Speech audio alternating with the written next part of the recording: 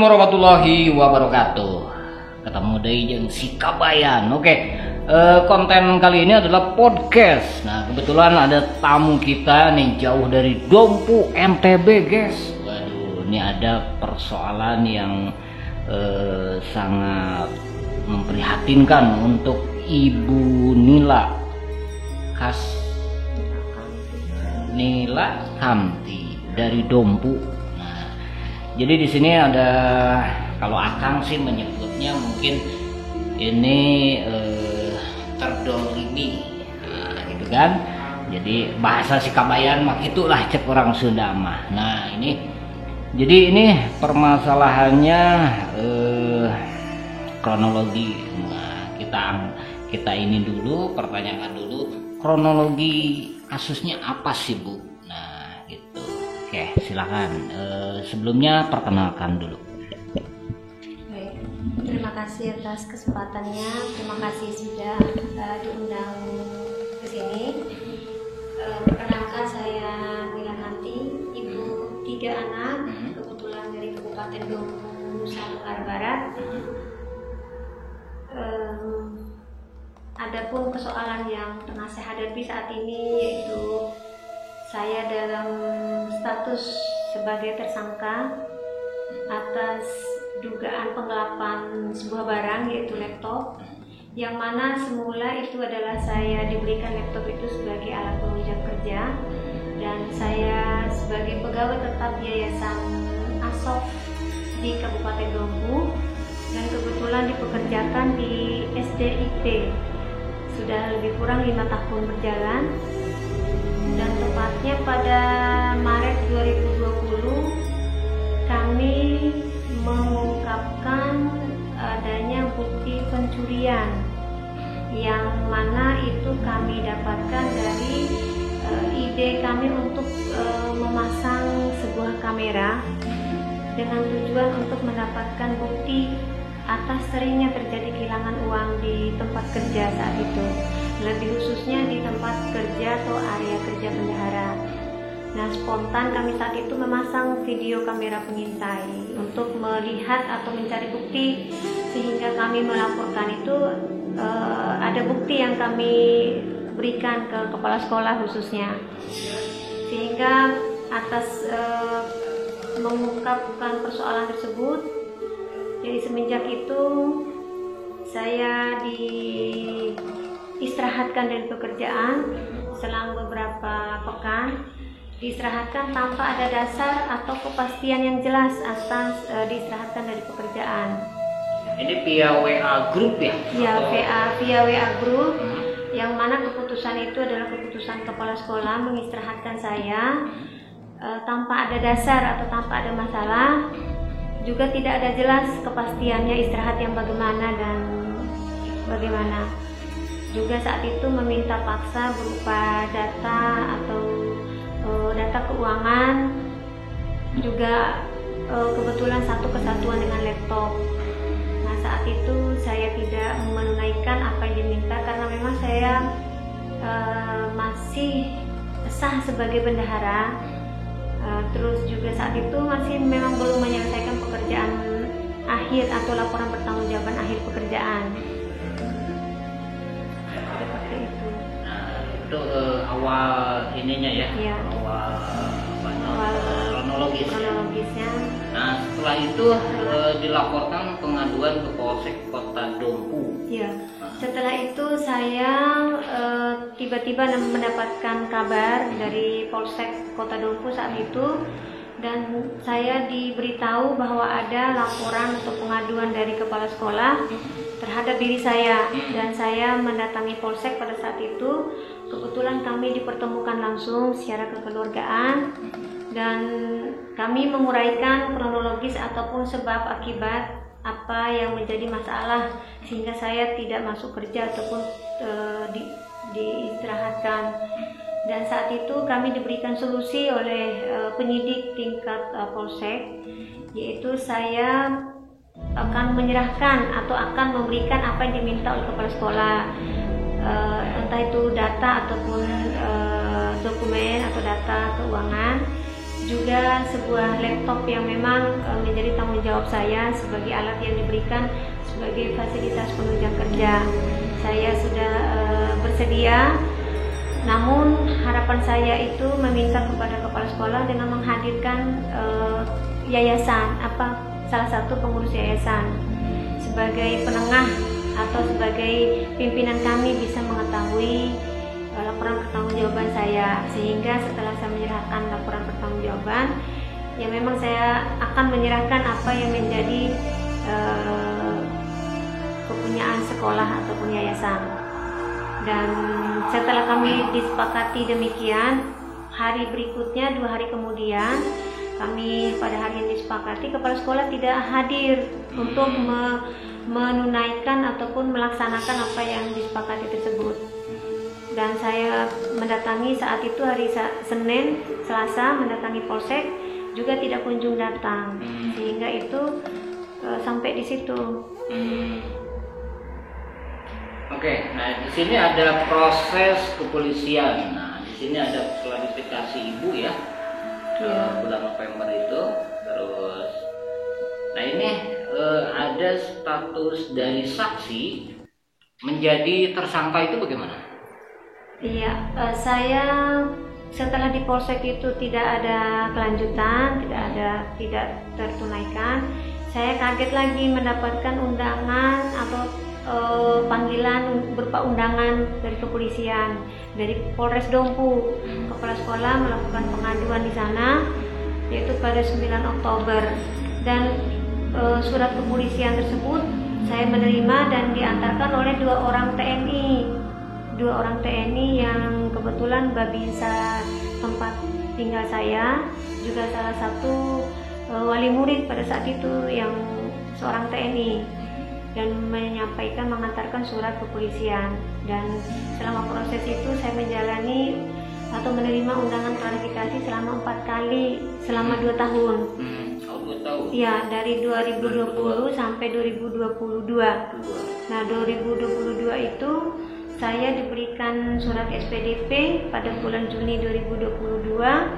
Lalu pada bulan Agustus saya diperiksa sebagai saksi.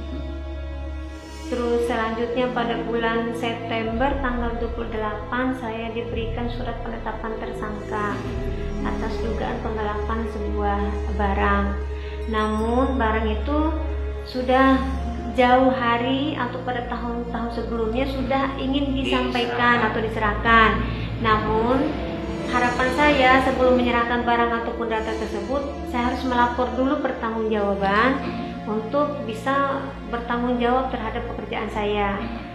Sehingga memang apapun yang kepunyaan sekolah atau yayasan itu memang harus diserahkan.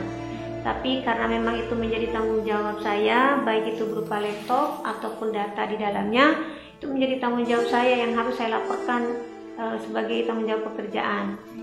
Sehingga sebelum saya ditetapkan tersangka pun, sesuai arahan penyidik, juga saya menyerahkan laptop tersebut dengan data laporan pertanggungjawaban ke penyidik, dengan tujuan sekiranya masalah tersebut kalau yang menjadi persoalannya ya bisa diselesaikan. Tapi ternyata tetap saya dijadikan tersangka gitu maksudnya. Nah ini dijadikan tersangka pada 28 September ya? Iya, 28 September. Nah itu ada pra-peradilan di pengadilan atau bagaimana? Ya, pada saat itu saya langsung menemui penasihat hukum kebetulan Kabupaten Sumbawa. Saya menemui beliau untuk berupaya hukum, yaitu pra-peradilan. Saat itu kami daftar pra-peradilan dan kondisi saya pada saat itu yang sangat urgen. Saya dalam beberapa hari berada di luar daerah Kabupaten Sumbawa, dan pengacara saya atau penasihat hukum yang mewakili yang menyurati surat penundaan pemeriksaan ke Polres Dompu, karena saya sudah diberikan surat pemanggilan pertama, juga pemanggilan kedua. Namun penasihat hukum pada saat itu mewakili ke Polres Dompu dan memberikan surat mohon penundaan pemeriksaan. Dan sampai hasilnya pra peradilan yang diajukan itu, permohonan kami itu ditolak oleh Hakim Tunggal Pra Peradilan Pengadilan Negeri Dompu. Dia ditolak. Namun ada yang dicermati ataupun ada diindikasikan bahwa pada fakta persidangan itu terungkap fakta persidangan yang mana itu putusan hakim itu di luar dari ekspektasi ataupun di luar dari fakta persidangan. Dan ada beberapa prosedur yang dilakukan oleh oknum penyidik terhadap penetapan tersangka saya, yang mana dalam penetapan tersangka itu tidak didukung oleh barang bukti. Barang bukti itu penyidik tidak pernah atau tidak melakukan penyitaan terhadap barang yang disangkakan, yaitu laptop tersebut terhadap saya, melainkan penyidik melakukan penyitaan kepada pelapor. Penyitaan kepada pelapor, dan yang disita pula itu surat-surat. Bukan laptop. Iya, bukan laptop, dan surat-surat pun itu sepemahaman saya tidak ada hubungan langsungnya dengan laptop tersebut. Maksud tidak ada hubungan langsung bahwasanya surat itu menunjukkan laptop itu ada di saya. Nah, kalau misalnya untuk penyitaan, mestinya penyitaan itu terhadap barang bukti atau barang bukti itu yang disangkakan. Ini kan jadi tersangkanya karena penggelapan, Ya, tadi kan? dugaan penggelapan. Tapi di persidangan yang dihadirkan oleh penyidik itu adalah surat-surat atau? Dugaannya penggelapan sebuah barang.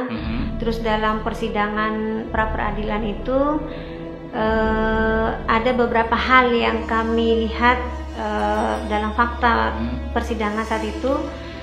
Contohnya dalam surat penetapan tersangka saya itu jenis kelamin saya itu laki-laki. Jenis kelamin laki-laki, juga umur saya tidak sesuai dengan faktanya dalam surat penetapan tersangka. Juga ada nomor surat yang berbeda antara angka Romawi dengan angka huruf. Jadi tidak sesuai. Contoh misalnya itu adalah secara formil cacat hukum.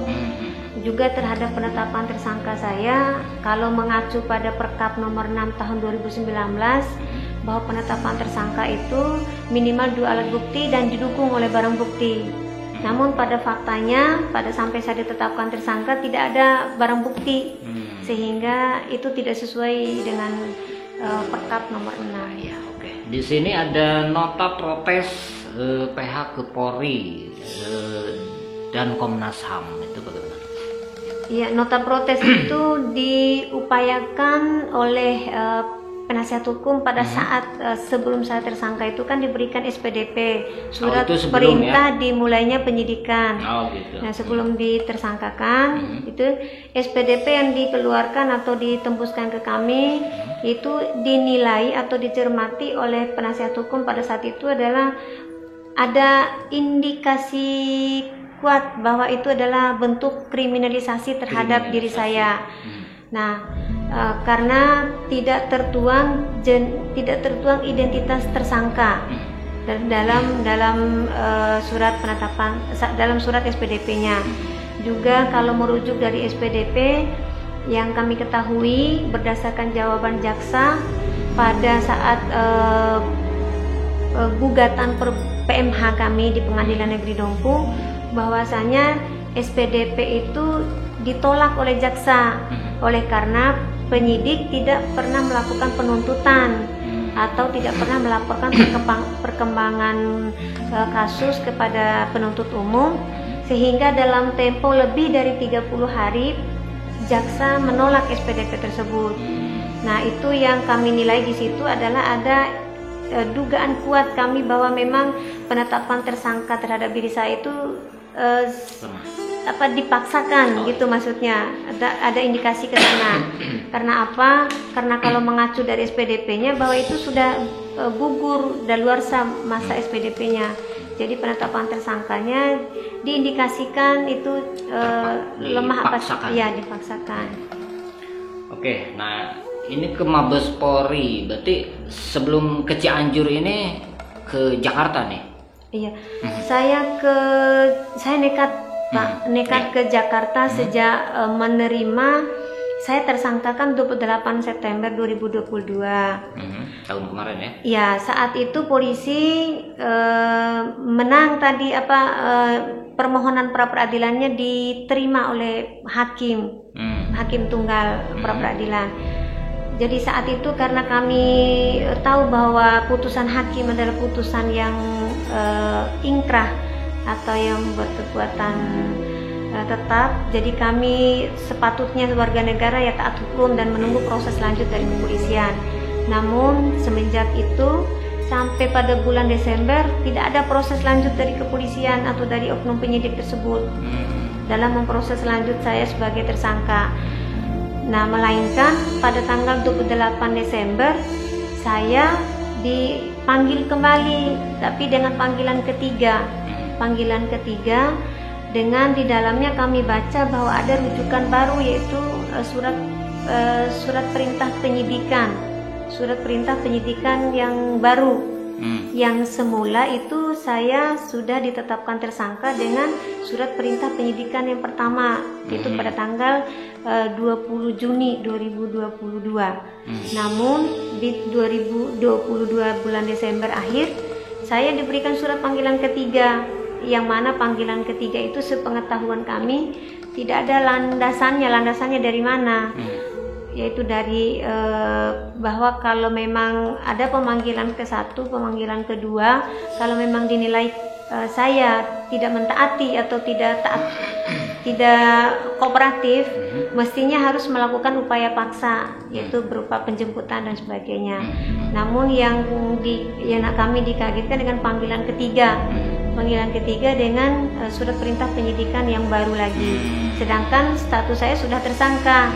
Dan 2 hari kemudian kami mendapatkan surat dari tetangga yang diberikan oleh penyidik tersebut, itu SPDP baru lagi, sedangkan saya lagi-lagi sudah tersangka.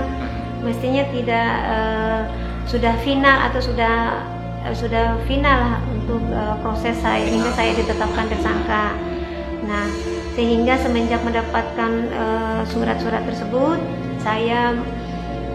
saya nekat untuk mendatangi Polda NTB saat itu dengan saudara. Tujuannya untuk melakukan laporan terhadap oknum penyidik, bahwasannya sebelumnya pada tanggal 26 Oktober 2022 pengacara kami sebelumnya sudah melapor dulu ke Mabes Polri dan jajarannya, termasuk Polda NTB, melapor oknum penyidik bahwasanya diduga mengkriminalisasi terhadap saya hingga ditetapkan sebagai tersangka. Nah, dengan laporan itu dan saya yang bersangkutan langsung harus mendatangi Polda. Namun saat itu saya diwakilkan oleh saudara saya. Namun hasil di Polda tidak sesuai yang diharapkan, sehingga saya sendiri nekat ke Jakarta pada akhir Desember. Sampai hari ini saya berada di ibu kota di Jakarta. Tujuannya untuk meminta perlindungan hukum, Pak, ke Komisi Hak Asasi Manusia atau Komnas HAM, karena kami nilai bahwa dalam memproses saya ataupun menetapkan tersangka itu terkesan dipaksakan. Nah, ini kan kalau lihat dari kronologi awal tadi, sebenarnya ibu yang melaporkan atau yang menemukan kasus pencurian, yang mengungkap bukti ya kan? Pencurian. Nah, itu waktu itu ibu melaporkan nggak istilahnya bahwa si yang pencuri itu adalah ya, untuk kasus pencurian tersebut yang diduga dilakukan oleh security sekolah yang kebetulan saudara kandung kepala sekolah, itu video ada semua, bahkan rekaman pengakuan juga ada, bukti-bukti petunjuk lain sudah ada. Cuman saat itu karena saya lebih dulu dilaporkan oleh kepala sekolah tanpa dasar dan tanpa sebab, saya menunggu proses itu. Sekiranya kalau ada istilahnya kalau ada saya saat itu menunggu proses dari penyidik terhadap apa yang dilaporkan ke saya.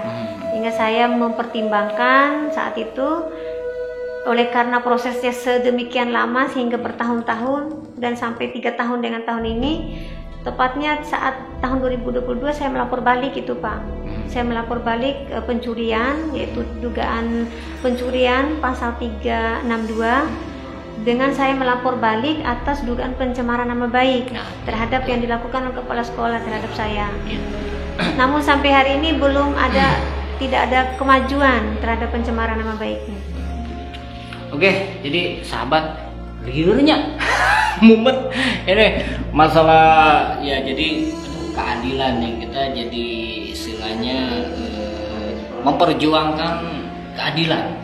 Sebenarnya ibu ini tadinya mengungkap sebuah kasus pencurian di sekolahnya, namun yang pelaku pencurinya, diduga pelaku pencurinya adalah masih dari adik kepala sekolah. Nah akhirnya ditutupin, mungkinnya dibolak-balik malah si ibu yang dilaporin gitu kan, jadi pusing. Nah ini dari tingkat polsek naik ke Polres, ke Polda juga mungkin ya. Ke Polda kasusnya nyampe nggak atau? Kalau di Polda tidak, kami melapor oknum penyidiknya di Polda sampai ke Mabes Polri. Nah laporan kami itu sampai sekarang tidak ada kepastian. Padahal gitu.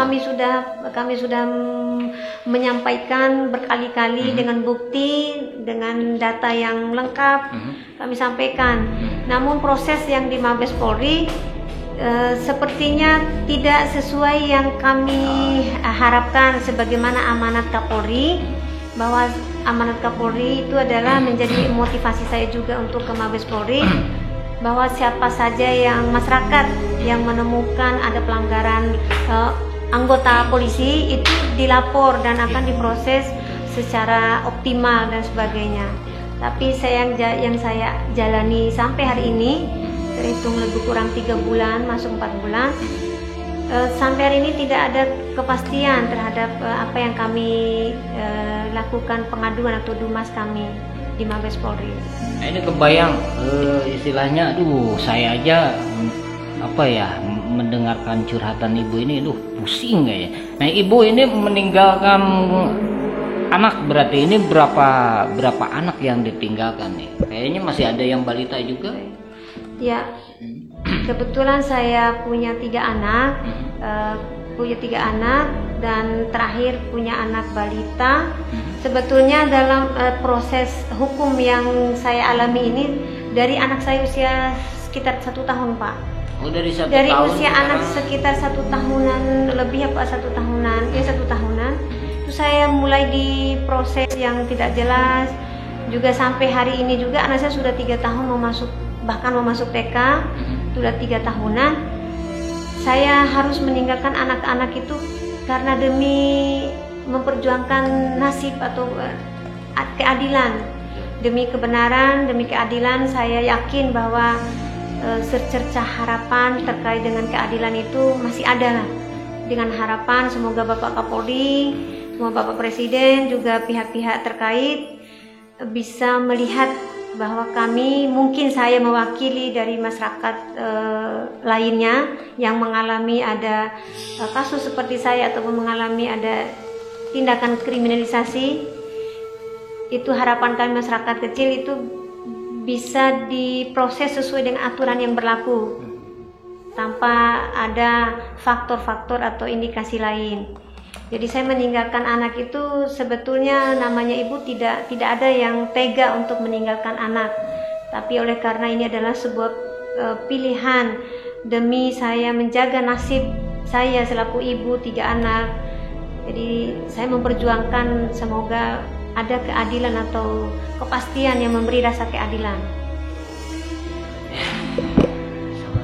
Ini banget ya. Merinding kita mendengarkan juga. Ya mudah-mudahan ini untuk institusi Mabes Polri dan sekarang Mabes Polri juga, Kapolri juga menginstruksikan kepada bawahannya agar jangan sampai terjadi lagi ada kasus-kasus di institusi Polri. Mudah-mudahan nanti kasus ibu ini mungkin sekarang lagi diperjuangkan ke Mabes Polri. Nah ini sampai teriak-teriak histeris itu bagaimana nih di waktu di Mabes Polri? Sebetulnya kalau histeris itu sudah beberapa kali Pak. Karena apa? Karena saya sejak Januari sampai April sekarang ini saya bolak-balik masuk Mabes Polri. Kenapa? Karena saya mencoba menunggu proses Pak. Karena ada proses yang saya harus lalui, saya coba tunggu proses berbulan-bulan. Nah setelah sudah sampai pada memasuki lebih kurang 3 bulan, kok tidak ada progres yang kami dapatkan.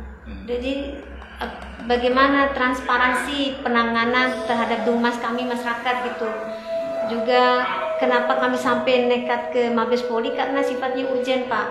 Kenapa kami sampai ke sana? Karena tidak mungkin kami jauh menyeberang 3 pulau dan ribuan kilo mendatangi Mabes Polri kalau tidak sifatnya urgent. Dan terhadap saya sebagai perempuan, 3 ibu 3 anak, saya betul-betul harus kuat untuk bisa memperjuangkan demi kepastian hukum yang memberi rasa keadilan. Jadi ke Mabes Polri itu saya sudah belasan kali keluar masuk Pak.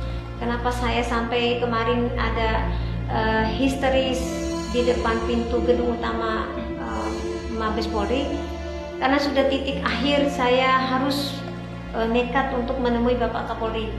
Karena apa? Karena apa yang kami harapkan dalam proses yang kami lakukan pengaduan tersebut betul-betul tidak ada yang jelas.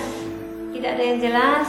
Harapan kami kalau memang yang kami lapor itu terbukti ada pelanggaran oknum penyidik dalam kriminalisasi terhadap diri saya, ya sebagaimana amanat Kapolri ya diproses sesuai aturan berlaku pula. Tapi kalau kami juga memang merasa benar proses kepolisian atau oknum penyidik di sana, ya kami juga taat hukum sebagai warga negara. Jadi saya sudah belasan kali Pak ke Mabes Polri keluar masuk. Oke, jadi itu udah kebayang selalu psikologis kita ya, pasti stres, depresi. Wah benar-benar ini jauh-jauh ya dari Dompu NTT memperjuangkan keadilan sampai ke Mabes Polri. Yang mudah-mudahan nanti ibu, mudah-mudahan nanti dari Polri istilahnya membantu ya dalam kasus ini.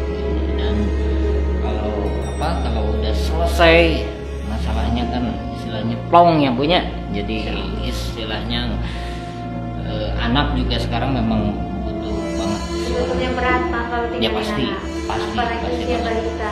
Itu nggak bisa kita ungkapkan itu, sehingga saya ya sering menangis karena memang saya berharap dan meminta betul kepada pengawas penyidik atau kepada pihak terkait yang di Mabes Polri, mohon diperiksa apa yang menjadi Dumas kami, periksa sesuai dengan apa yang menjadi aturan dan berikan kepastian hukum. Kenapa kami datangi Mabes? Karena disitulah tempat yang tepat kami mengadu, oleh karena upaya kami di daerah sudah maksimal Pak.